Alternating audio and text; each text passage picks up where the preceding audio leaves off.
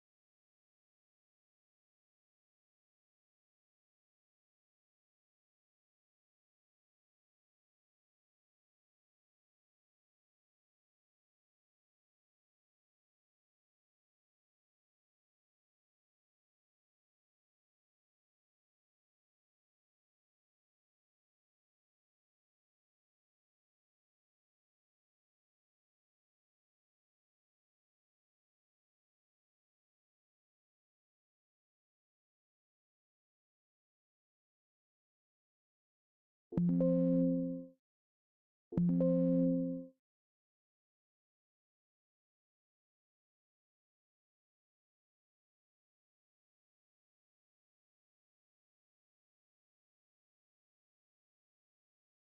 damn sense, man. All right, all right. I appreciate that. That didn't even make no sense. That made no freaking sense for this thing to do this crap. Like seriously. All right, but I'm glad you're here, Alfred, because I was just talking about you. So that application that you mentioned a long time ago, that cold turkey app.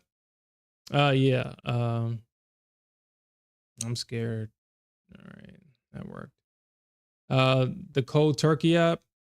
Yeah, it's definitely going to be a game changer for me because now I'm not going to be I'm not going to be trading the Asian session no more.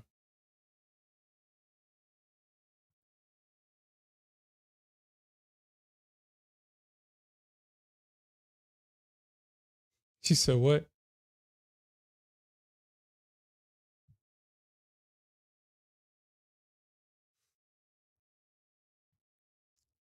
So what? You use the application to gain weight?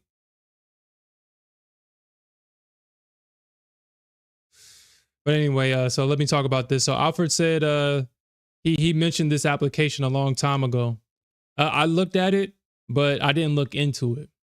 Over the weekend, I listened to this book. This book brought this website up as a tool to use, and I was like, okay, so that's the second time I heard this tool.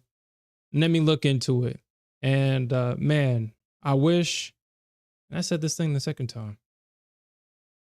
If I can go back, I will definitely implement this tool and use it because right now, you can, as you can see, Tradeovate is completely locked out. This thing blocks the website and it blocks the app using the pro version, which is only $45, which I think we can all afford that. Is a one-time $45 fee. And it blocks the application and it blocks the website. I haven't put NinjaTrader 8 on that because all my accounts right now is on Tradeovate. So I can still stream and use the NinjaTrader 8 in the sim. And in the morning, this web page will be available to me to trade during the New York session, or is going to be available at 7:20, right around the time where the market likes to set up, 7:20, 7:30ish. I should set it to 7:45, honestly, but I'm gonna leave it at 7:20 for right now. If I mess up, then it's that's when I'm going to implement these harsher controls because obviously, anyway. So yeah, I like this website now. I'm definitely going to utilize it. No more trading Asia. No more blowing accounts in Asia. And with this website, it's going to break that habit. And so now I'm forced to only trade the New York Open during the beautiful price action and not the choppy price action. Because as I said before, there has been times where I think I've done this twice or three times where I've been up all night trading Asia, chasing losses or holding a position, waiting for it to hit target. Because obviously you're not going to sleep anyway if you're in a position. Look at that beautiful short from gold, or at least I won't. And I've been up literally at 2, 3, even 5 o'clock in the morning, get 1 or 2 hours of sleep, and my mental resources are drained. And usually when that happens, obviously, usually don't have a good day. So now that I got Asia out of my session or out of my system, now I'm forced to be able to just wait. And I do hate the fact that a good setup did set itself up this morning or just right now. This is a good setup. That was a setup that I probably would have took. No, that I would have taken this. And I hate that because I would have taken it and it would have worked. Look at that beautiful range right there. You got price breaking out, price tapping right back into this range. I would have took this. I would have took it. and it would have worked. And I feel like that's just sometimes I feel like the market just does stuff. It's like, oh, okay, well, he ain't gonna trade. So yeah, let's get all the good price action out the way and make him wait in the morning. Make him wait. So I definitely would have taken this. But I have to get out of the habit of trading New York, or not New York, Asia. I got to get out of that habit. It does more harm than good. Even if I do take the trade and it is a winner, before it hits my target, I am using mental resources. I am sitting here waiting for it as it chops to hit my target. And then when it finally hits my target, I'm like, dang, I could have just waited until damn New York. And it would have hit it instantly versus 30 minutes to an hour before it hits your target. Maybe even all night. So this is a good thing. Good thing.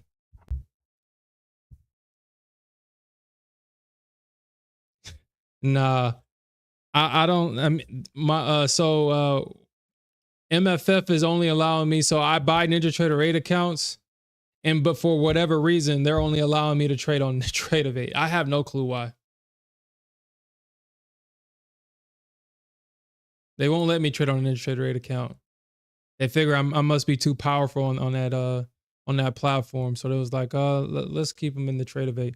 They won't let me. So I buy the NinjaTrader 8 accounts. It's just that these accounts no longer show up in NinjaTrader 8. They only show up in Trade 8. So I'm forced to trade Trade 8.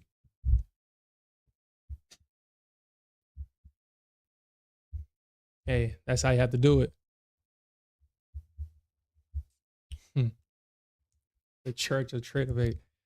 But like I said last week, Alfred, I may or may not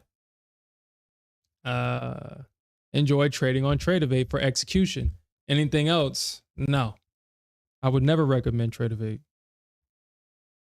But for execution, yes, that thing's really good. Or except for the time it didn't fill my limit and then went in my damn direction. I ain't like that. I ain't like that shit.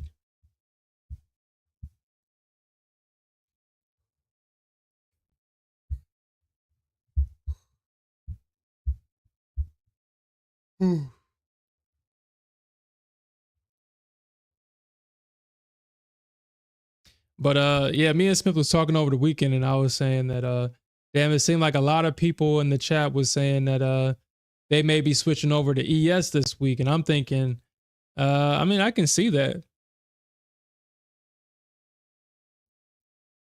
I can see why. I can see why people want to switch over to ES, but I think the volatility is done. I don't think we're gonna get. I think for whatever reason, I feel that the market is gonna go back to its normal self. Normal level of volatility, normal level of movement. I don't think we're gonna get the price action that we saw last week this week. I don't think so. Could be wrong. I don't think we get that kind of price action this week.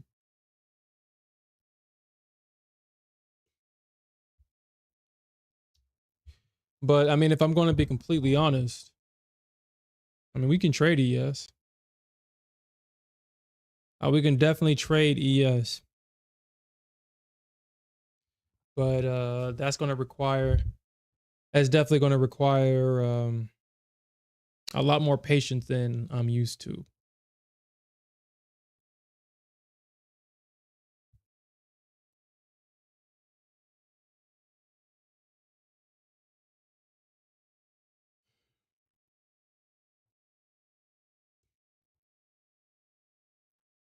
I mean, so far, at least the ES is respecting these fib levels for the most part.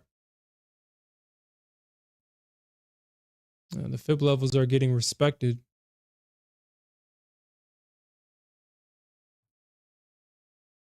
But I mean, if I'm going to be completely honest, I mean, you really don't even need fib levels for ES. I mean, they're nice to have, but don't trade the middle, trade the edges. Right here, I mean, this is a great area to have gone long if you saw it. If it was trading the ES, I mean, you got a high right here. You got a high. You got a gap up, which is basically the market breaking structure. You got the price coming right back into this area. And this was a quick long right here. And not only did you get one long out of that, you got two. The ES is so easy to trade. It's just not fun to trade. You got to wait for it, but I mean, it's going to work. You just got to wait for it. From this entry, yeah, this is like what, 35 points? Or not 35, 25 points? Just about.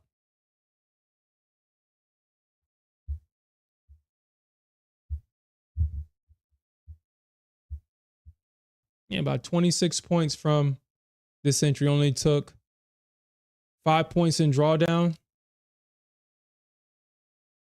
And that was 25, retesting that little wick right there.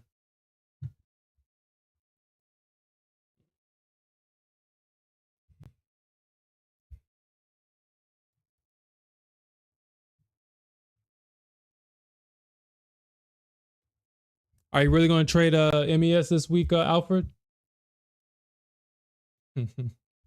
Says Johnny that I should new boo this week. Yes, I mean, dude, I mean, I've seen it in the chat and I kind of been seeing it in the forums. I mean, the Nasdaq, well, I mean, well, yeah. I did have, that one Thursday was a bad day for me. I don't know why. But Thursday was my only my blow up day. But Monday, Wednesday, and Friday, we had a super green day, especially on Friday. Especially Friday. It was Thursday. Thursday was our only bad day.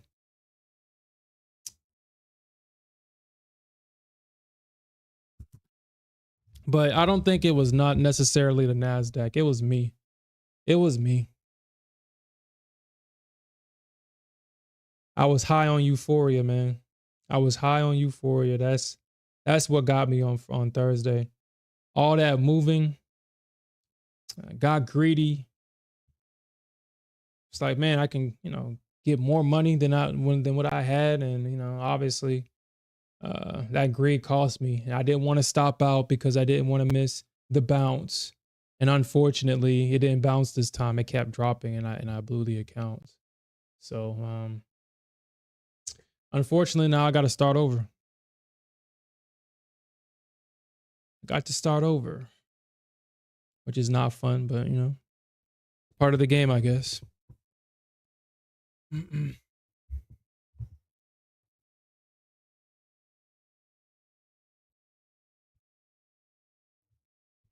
Oh, market monies. So okay, I mean, we can trade ES this week. I mean, if y'all want to, I mean, we still trade a Nasdaq. I mean, when New York opens, all we trade is Nasdaq, but we can look at ES. We can make that easy money on ES. Nah, that's not gonna sell. That's not gonna sell. That's actually, I mean, honestly, I don't even think this thing even goes down short. I think we might get a stop run. Honestly, we might get a stop run above these highs. So honestly, maybe I should be going long. I don't think it goes down. I mean, we might get a pop back to the EMAs, but I think we blast. Obviously, I'm in the sim, so I'm gonna take this long in the sim. I honestly would not take this if I was not in the sim long. Because I mean, yeah, this thing could retrace a little bit, but I think we got some more room for upside. We got room for upside here.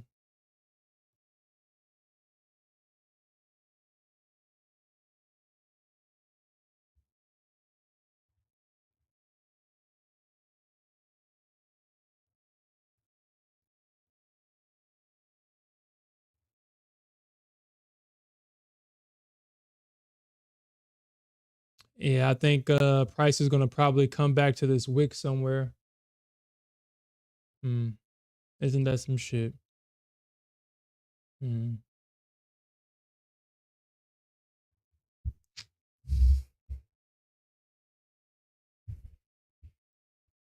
Yeah, man, like last week, like I said, man, like usually when I have days like Thursday, when I like, dude, I could not, it was hard to regain control on Thursday.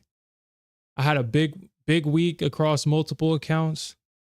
Uh, I let my pride and ego get in the way. I was like, man, like what I made wasn't good enough. Dude, I was up on Thursday. I mean, that's what's crazy.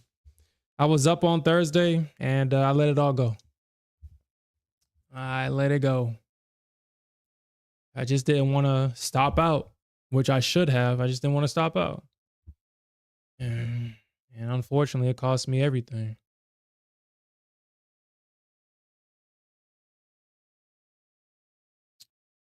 It cost me everything. I guess my accounts became sacrificial accounts for the Nasdaq. Because that's all the Nasdaq really wants is her sacrificial accounts. You go too long without giving her one, well, shit. She'll find a way to get it. But over the weekend I was thinking to myself, I was like, maybe I could trade the man. Hell no, I couldn't do that shit. I don't want to trade no damn ES.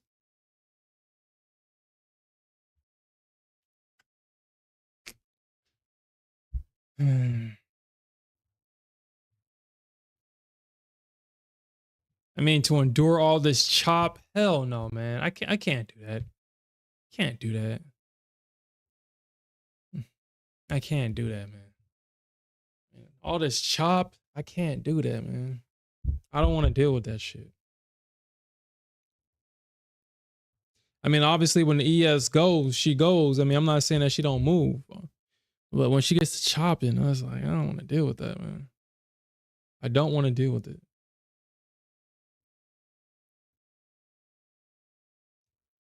Hey, yo, what's up, Daily? What's up? Yeah, my weekend was straight. I did a lot of homework this weekend. I actually read this book. May have spoke about it before, but it's called The Mental Game of Trading. Let me make sure I said that right. And then I'll show it to y'all guys on the screen. But actually, I read several books over the weekend, actually. Read several books over the weekend. Oh, yeah, for those that joined, this application right here, Cold Turkey. I'll talk about this during the morning stream as well, but this application right here is going to definitely be a great help for me. I'm not going to trade Asia no more. I'm blocked out of Asia. The only thing I have is a SIM account, and I don't care about the SIM account. I'm not using any mental resources here. I'm not going to trade my Apex accounts at all either.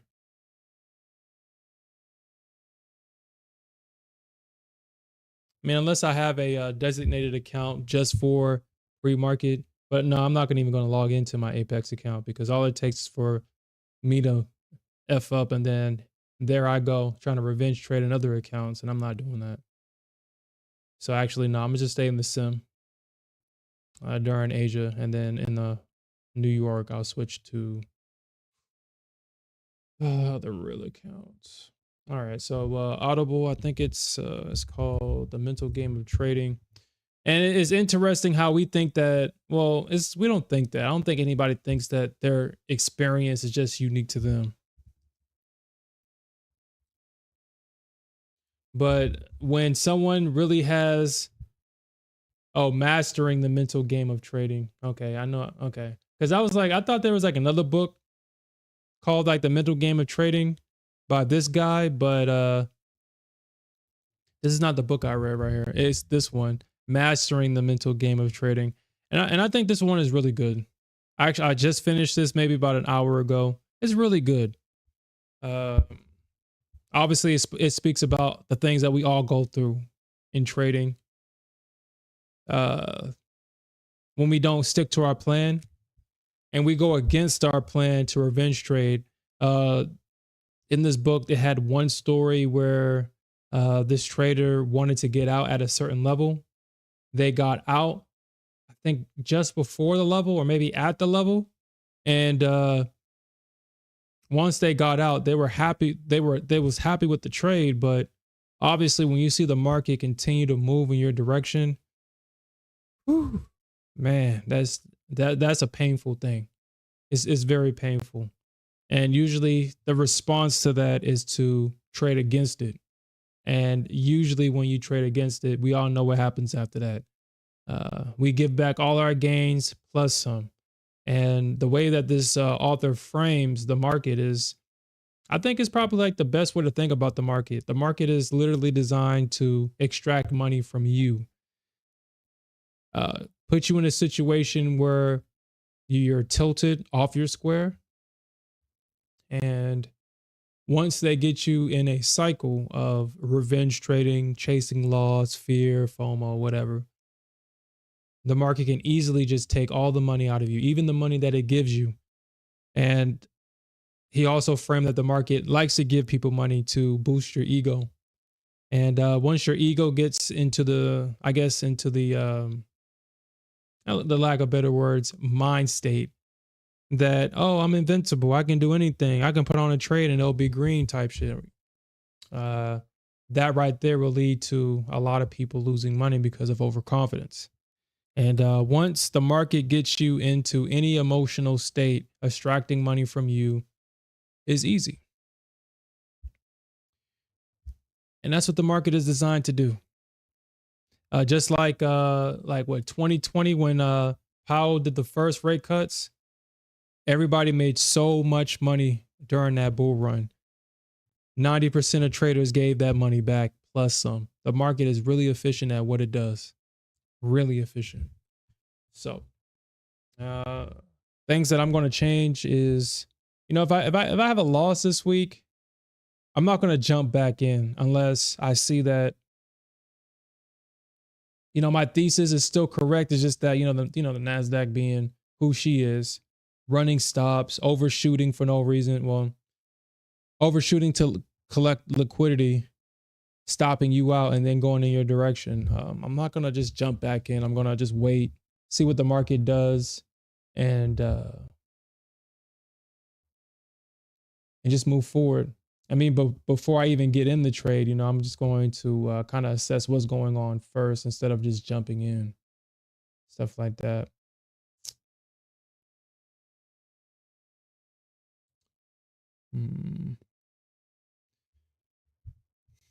Now, we could see the market just dump here, though. We could see a reaction once price gets right there at that level, or potentially here. So maybe somewhere in this range right here, we could potentially see, people start to begin to take profits from, this long all the way down here. We could see another stop run and we could see price potentially retest this level right here. I mean, like I said, my entry, I'm in the sim. I wouldn't have taken that. But I don't think we're going to get a pullback here. I don't think the bears are going to step up here. I don't think so, but we'll see. Yeah, Daily, I think it was really a good book. Another book that I listened to this weekend was very interesting. This author has over like 200 books, and I was like, dang. And talking about, just mastering self, mastering, that mental state, mastering your emotions, stuff like that. He has a bunch of books, and I think I'm going to read some of them.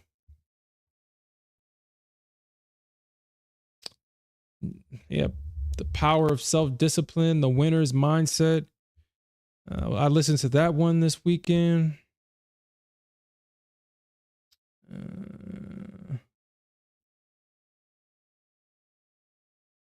I'm actually going to listen to The Power of Words. I already have an understanding of how powerful words are, but I usually like listening to other people talk about, language and stuff like that. If you watch the news, I don't know exactly when this shifted, but if you watch the news, just pay attention to the words that they use to describe things. How the news like to group certain people together and use words that group those people together, turn people into action words and stuff like that.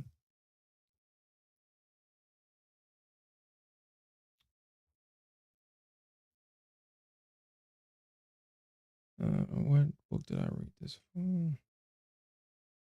Oh, let me look at it. Let me look for it.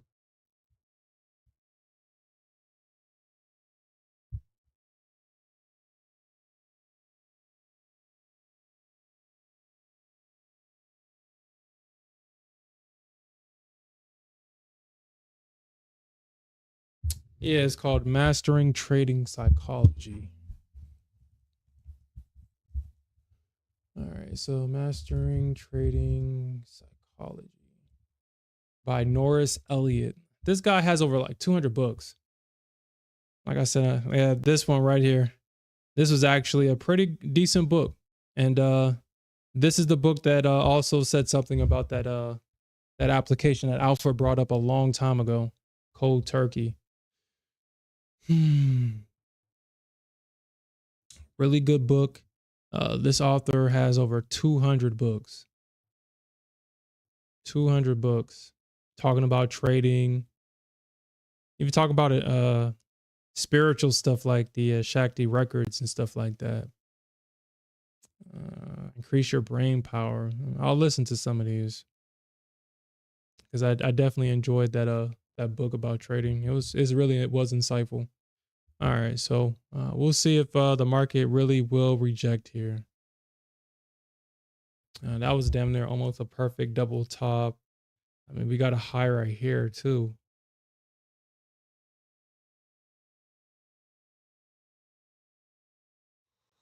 And then we got these swing highs right here on the Nasdaq. And so these would definitely be areas that I would be paying attention to see how the market reacts at these levels, for sure.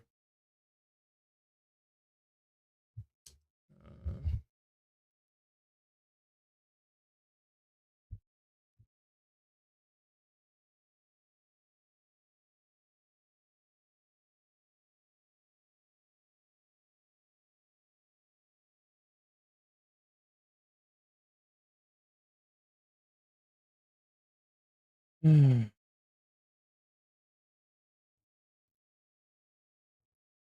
wonder if price could potentially pull back to this EMA right here. I mean, we already got price pulling back to it already.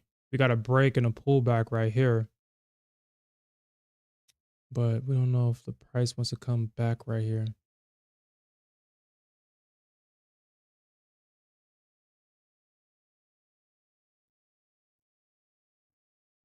Hmm.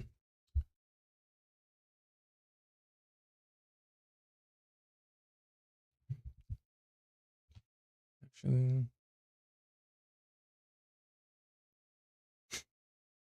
Gainway says that he blames me for chopping up the market last week. You talking about that position that I held in the ES last week? I mean, shit, it touched my break even gain weight. It touched my break even. So I was talking about this early in the stream. This position was up like 200K. At the peak, at its peak, it was up like 200K. And it came all the way back and hit my break even. And this was a perfect trade when I took it. Actually, originally it was a perfect trade. Price came all the way back up, and I think I was down 13,000, I think. And then it came all the way back, and then I was up 200K. So, the importance of taking your profits. The importance of taking your profits.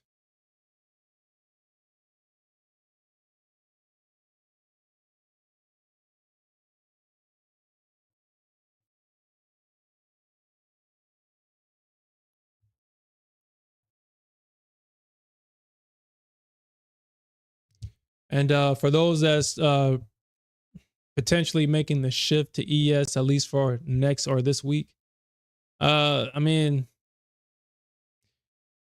I would recommend just trading one ES contract. In my opinion, I feel that MES is a waste of time and money. There is no reason to trade micro ES. There really is not. One ES contract, 10 points is $500.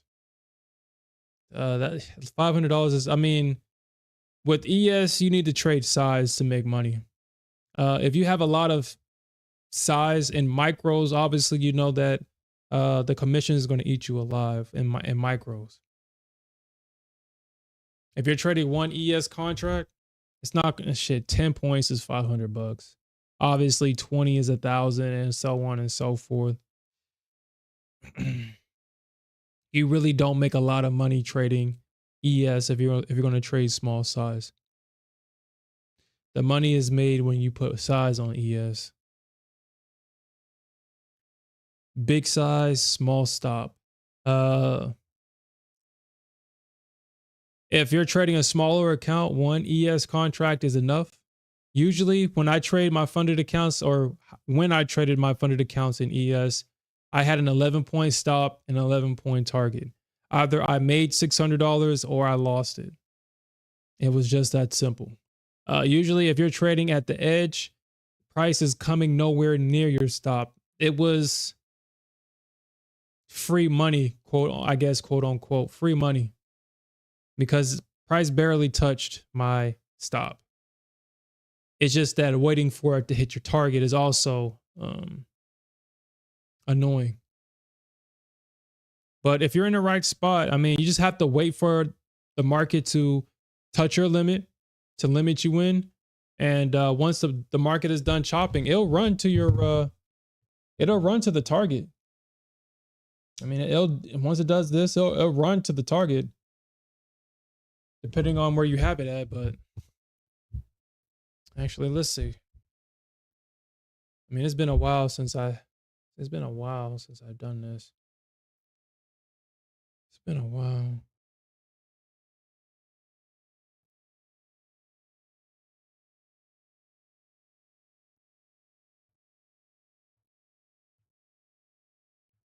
Oof.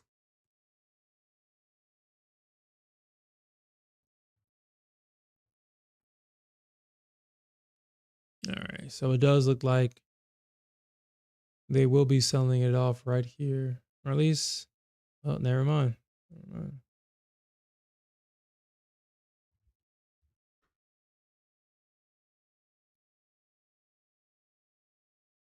Yeah, I definitely agree, Daily. I definitely agree.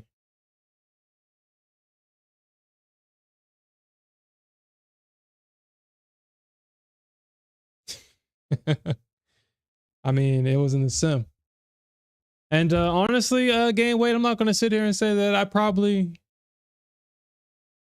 just knowing. Well, I mean, if I'm up 200K, I'm going to at least take 10K of it. At least 50 potentially.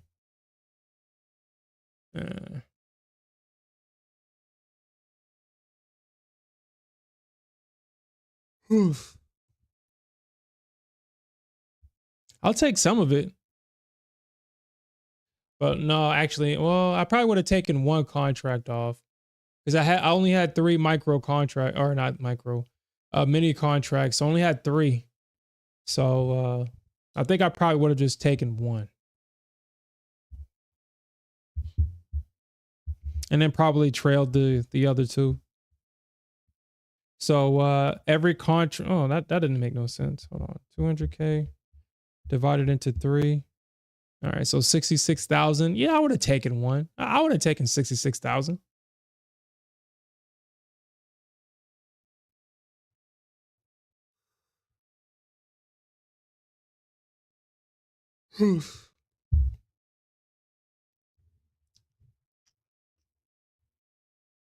But yeah, I definitely agree. That's why I always say, I mean, I don't want to trade ES because it's just not, he's just not for me.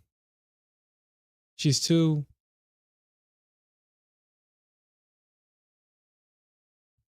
passive for me. It just ain't my style. I want my money, and I want it now. I want my target hit now.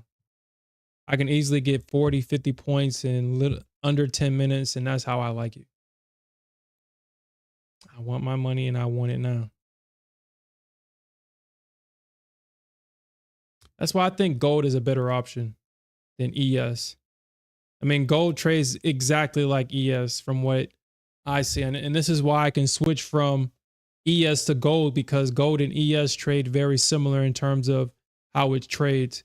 But then I love how price just moves, just like the NQ. That's why I do want to eventually move full time to trade gold, because she doesn't do that crap that NQ does, but then she moves like NQ. And I love that. I love that. I love that. Risk to reward on gold is so great. I mean, as long as I'm trading the edges and staying out of the middle of the chart, I can put $300 of risk. I can trade 2 contracts, lose $600 if I'm wrong, but I can make 18 to 2K if I'm right. I mean, you can't beat that with gold. You can't beat it.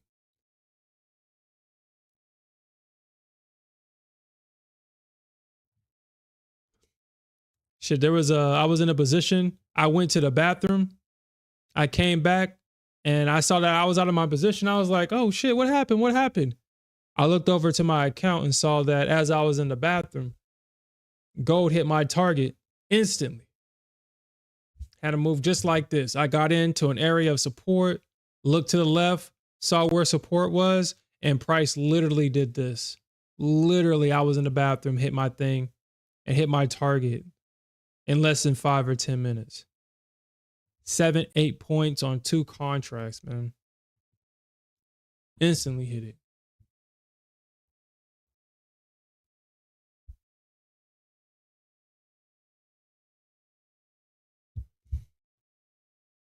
I was thinking about that. I was thinking about just trading gold. But every time I started thinking about, you know what, man, maybe I should leave the NQ. She always calls me back and says, so what, you just gonna give up? All the work you've done, all the homework, the time that you put in to understand me, you gonna give all that up and trade gold?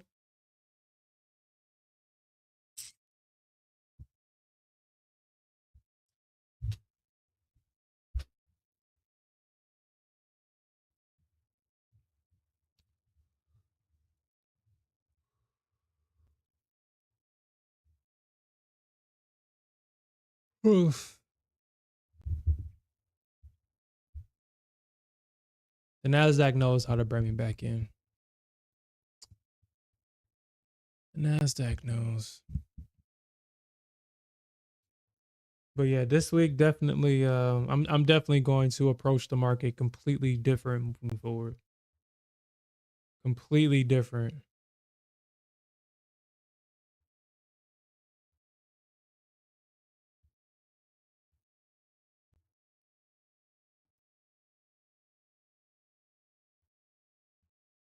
Okay. All right. So far, we're up 9 points on the ES.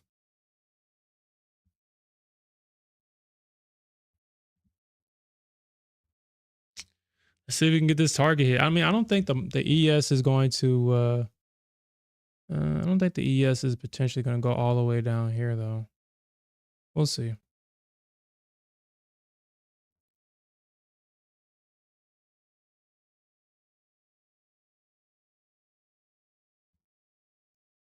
Mm. And this is why I hate trading the ES. This is why I hate it.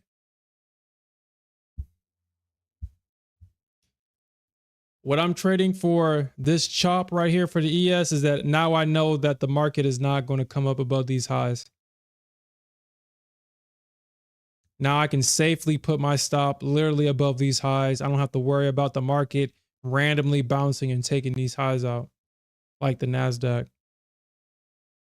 But obviously, I should have stayed in my original short. If I was in my original short, I would be up about what, 30 something dollars, 30 points.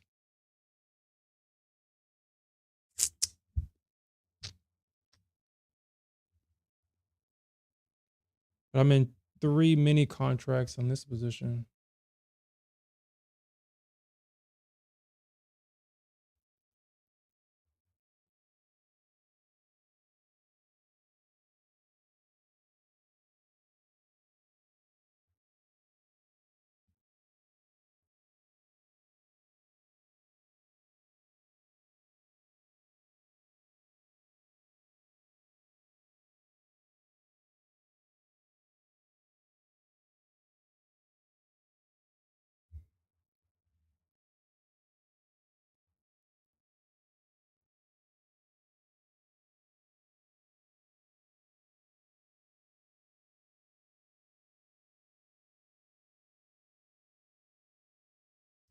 So I got filled at 5:30 at 4:37. So technically I just hit 10 points, 12 points. Yeah, the ES is not hard to trade. It's just that unless you got size, it's just ain't no money in it. All right, so 12 points times 50 times 3. I mean, even though I'm in 3 mini contracts, I just hit 12 points. I was only up $1,800. And that's why I don't like trading ES. The profitability on this thing is just not, it's just not my,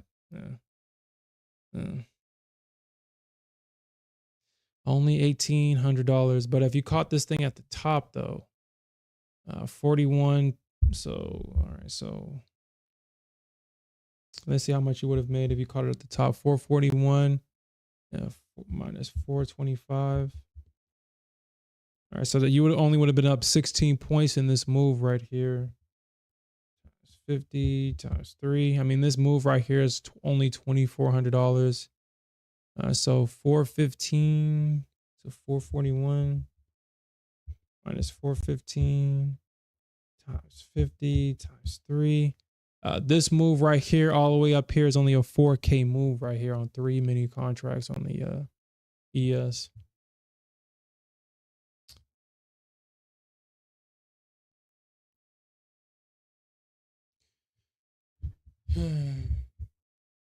You saying, was there news? I don't think so.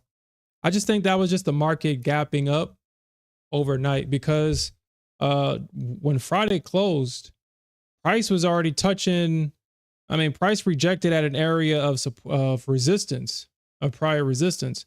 This is just the market gapping up above it, stopping out the people that was short here, using their stops to fuel this market higher, and then price coming right back into this area and then bouncing right back up again. Honestly, like I said, I think the market is probably trending low key. I think the market is potentially trending right now. Maybe. No, it doesn't. We'll see. We'll see. Because, right, technically, this is how it looks right here. So I'm going to leave this line on the chart and we'll see if the market is going to respect this, this trend line. We'll see if the market respects it because it looks, I mean, technically we're trending. We've made a higher low. Technically. So we'll see. We'll see. And this is another, that's another one right there. Another trend. You got an origin right there. So we'll see. We'll see if the market uses this area, this trend line as support.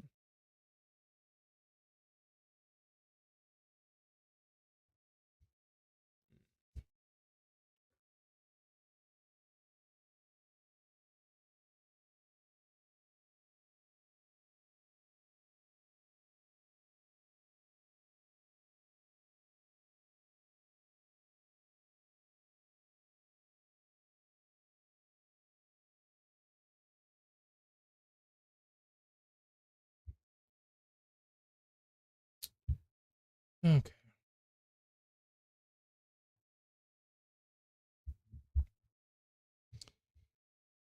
This thing almost stopped me out, but save. No lows. No. I wasn't at my desk when this happened. But I do want to point something out that I'm just now noticing though. I'm just now noticing it. It was a dead giveaway. You got your two-legged pullback into a previous area of resistance turn support. So the market is definitely going to potentially retest this high right here and potentially come up and retest that high. I am looking at like 151, like probably right here at this body right here for price to come back and test. We could potentially see the bears come in here, Probably like 160, 150, somewhere in that area. Excuse me. We can see a pullback.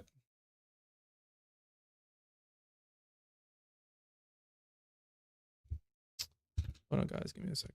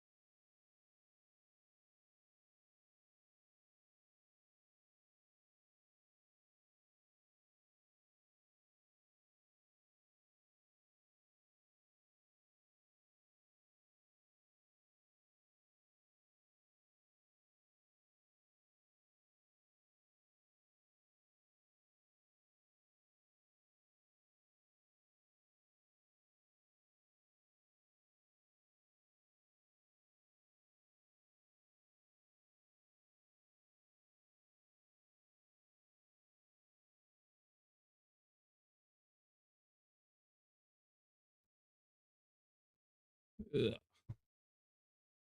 All right. I'm back.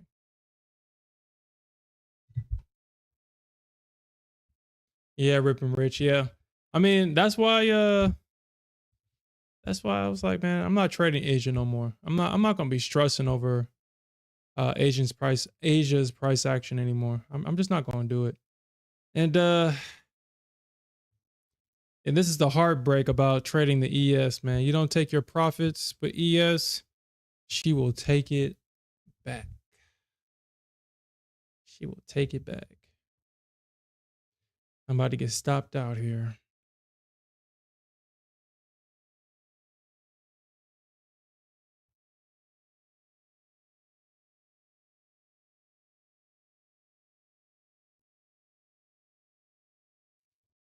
Mm.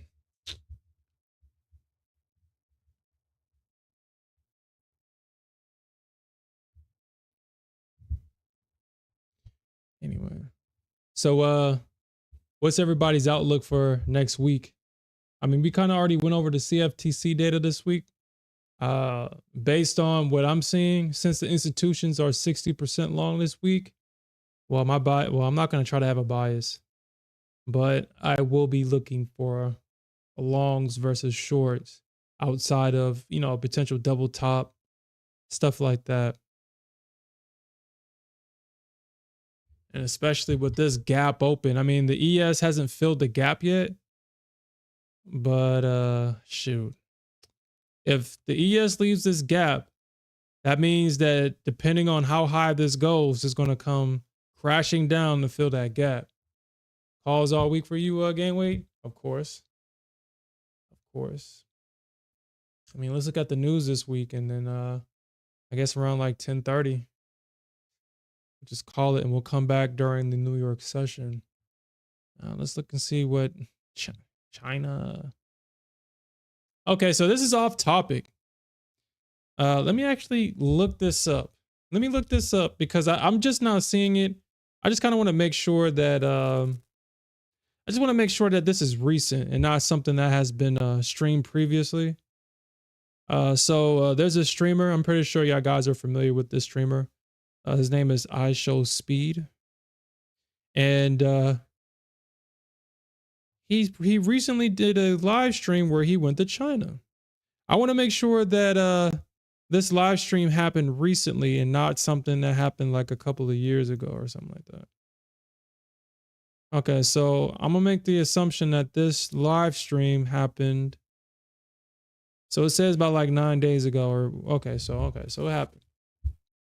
Don't you find it interesting that this streamer goes to China of all places, kind of giving a because you obviously know that with these streamers but mostly have kids, and some adults as their audience, and he gave a really good inside look of China, kind of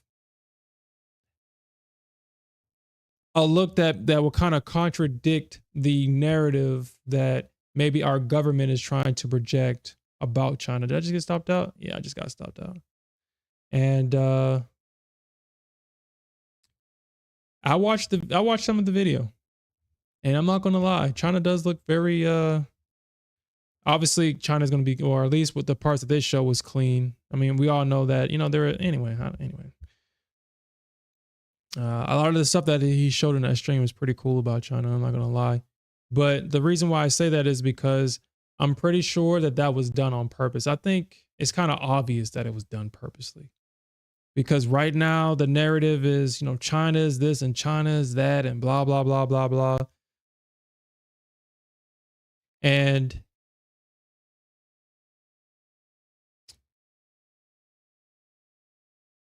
it's going to be hard.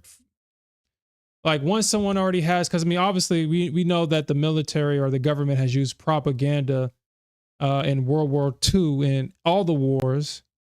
And as long as they got the people behind them, then they can basically, or at least according to them, they feel like they can do whatever the hell they want. And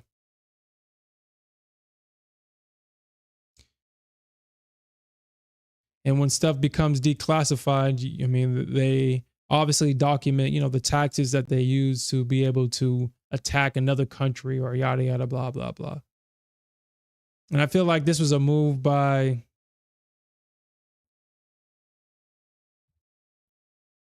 I don't want to say China, but, and I also don't want to say the Democratic Party, but this was obviously a move, obviously. It was obviously a move to negate the narrative of the current administration, obviously. Obviously.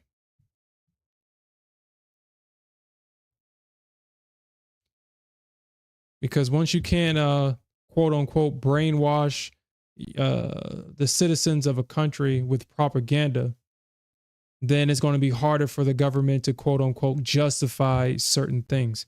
It's not like it's going to stop them, because if they want to do it, they'll do it. but they just won't get support. And if these politicians want to get reelected, well, stuff like that will kind of quote unquote not necessarily stop them, but probably slow them down. They will probably find other ways to accomplish their goals. But yeah.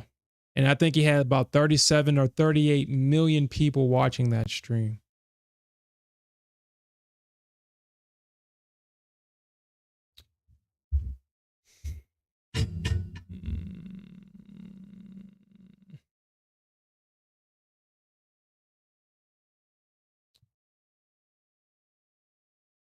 Hmm.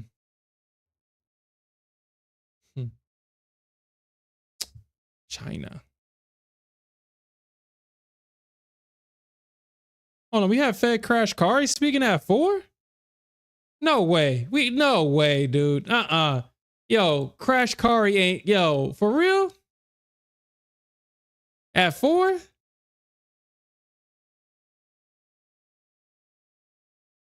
Yo, Crash Kari ain't playing. Yo, Crash Kari ain't playing, yo. That's crazy.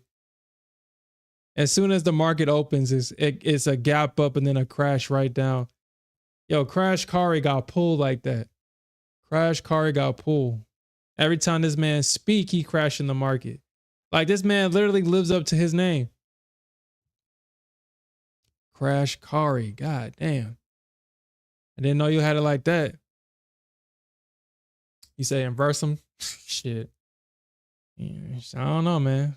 They had Crash Kari locked up all last year, so he couldn't crash the market. They had him chained up in a dungeon. All bears was trying to pull out the Crash Kari signal so he can dump the market. Kind of like the freaking, what is it, the Avatar? He disappeared when the bears needed him most. He disappeared when the bears needed him most. And then as soon as he comes back and speaks this year, he crashes the market. We have a really big red day the first time he comes back and speaks this year. Just like the airbender. But all right. Yeah, so I mean, today we only had Crash Kari speaking at 4 o'clock for whatever reason on a Sunday. I wonder what the hell he was talking about on a Sunday. I mean, that's interesting.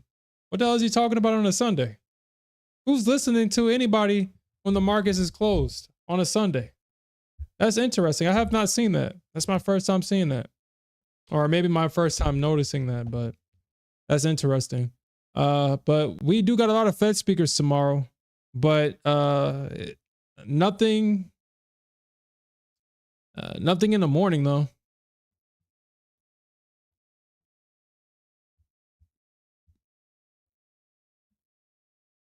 Yeah, we got a lot of Fed speakers tomorrow, but I mean, obviously 6 o'clock, 3 o'clock, 12 o'clock. I mean, by that time, honestly, trading after a certain time in the Nasdaq is not recommended. The liquidity is dried up. You'll definitely have the Nasdaq hunting for liquidity after like 1 o'clock. We got retail sales. We don't got anything big coming up next week. Yeah, we don't got anything big next week. We got Good Friday on the Friday. I don't know is the market going to be closed? Banks are closed this Friday. So shit. Banks are going to be closed this Friday, so that can definitely, well, I mean, I guess we'll see what happens on Friday.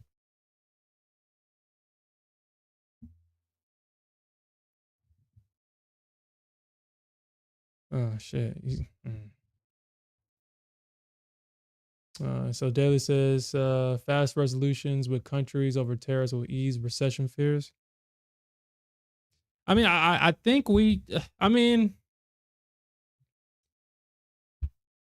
I think we all know what these tariffs are for. It's kind of obvious that these tariffs were focused only on one country, and that's China. It's kind of, I mean, it's obvious. I do see that there's this conversation going that Black Ops 2, the campaign, the storyline for Black Ops 2 is actually literally playing out. 2025 situation with China in terms of restricting imports or exports of minerals and stuff like that. I find that interesting. And I also find it interesting in that game that there was a female president as well, which again, that almost happened. So it's interesting that at least half of that storyline is coming true, because I think China did restrict some the export of the minerals. But man, if we had a damn, I'm not going to get into that. But I will say this. I did see another article today. Let's see if we can find it, and then we'll talk about that, and we'll end the stream. So the Trump Doge refund, or what did they call them? Doge checks. I'm just calling it. It says Doge checks. I think I read something to where it says that they were just approved, or they're now putting in the works to now issue a $5,000 dividend check to Americans. That is now in the works. I'm gonna do some more research on that, because I briefly saw that. I didn't necessarily look into it, but if that's true, I think this administration is definitely going to get a lot of support if they issue out those checks. That's going to quiet a lot of people, quiet a lot of his opposition, because outside of COVID, which I also think was under Trump's administration as well, the government has not given the American people any checks in any form whatsoever.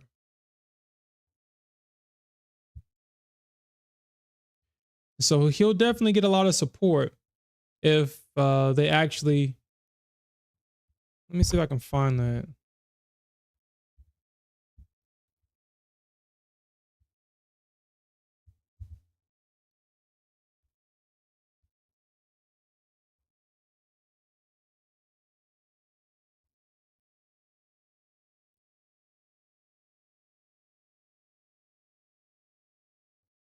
Yeah, I'm gonna do some more research on this, because I did see something about that today, but like I said, I didn't look into it. But all right, guys, that's gonna be it for me tonight. I will definitely come back tomorrow morning. I will trade the New York, as we all should, and we'll come back from that. And with that said, peace out, everybody. Have a good night.